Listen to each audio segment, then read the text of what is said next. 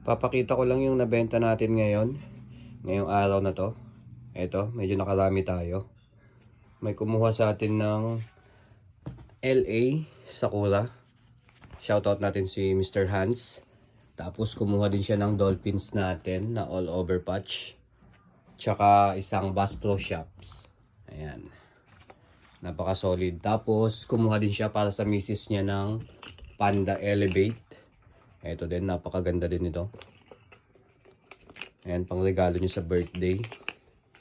Tapos second client natin si Sir Christopher.